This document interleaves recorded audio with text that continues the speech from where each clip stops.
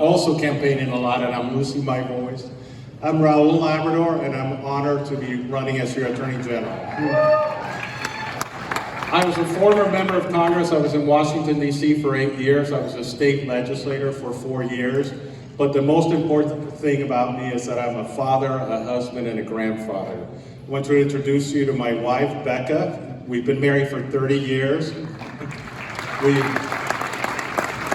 met 32 years ago at BYU, and we've had a great life together, and it's always been great to be with her.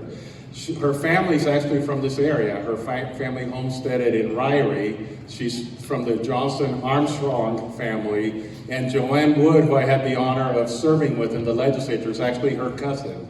So she supports me, and I never know if she's supporting me because of her or because of me, but they're very good, and the family is from this area. I'm also honored to have Brad and Cheryl Foster supporting me in this race, and we're excited about that as well. But Idaho needs a new Attorney General because the people of Idaho have lost trust in our current Attorney General. And I'm going to give you 3 current event issues that are happening right now and why all of you should want to have a new Attorney General. How many of you were watching what happened this week in the swimming competition in the United States? How many of you have seen that picture where you had a 6'4" person who was born as a male who participated in that sport, and there were 3 girls who were disappointed that they came in 2nd, 3rd, and 4th. This Attorney General actually wrote an opinion that said that that male who participated in that sport has an equal protection right to participate in that sport. And the worst part about that is not just that he wrote that opinion, that we're fighting it now in the 9th Circuit, and the ACLU is quoting the Attorney General of the state of Idaho in every one of the lawsuits and saying that even the Attorney General of the state of Idaho, who's a Republican, believes that men should participate in women's sports, that they have an equal protection right to participate in women's sports. I don't believe they do, and I would have never written that opinion.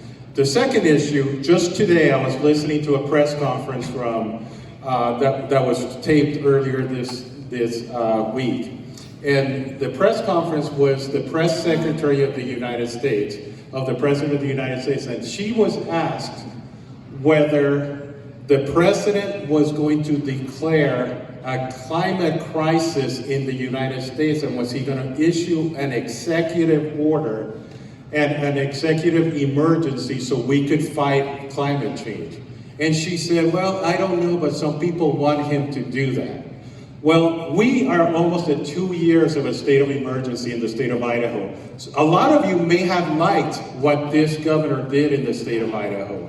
But the reality is that the reason you need an Attorney General who will stand up to the overreaching power of an executive is for the time that you don't like what the executive wants to do. If he can declare an emergency for 2 years on things that you like, a governor that you don't like can declare that emergency. This Attorney General told the governor that he could do this and that he had the authority to do this. Nothing in our Constitution or our statutes allow him to do that. That should have ended after 60 days. I am RaulLabrador. I am a constitutional conservative. I will fight for your rights. I will fight for the people of Idaho, and I will make sure that an Attorney General defends the people of Idaho and not the bureaucracy of Idaho. Thank you very much.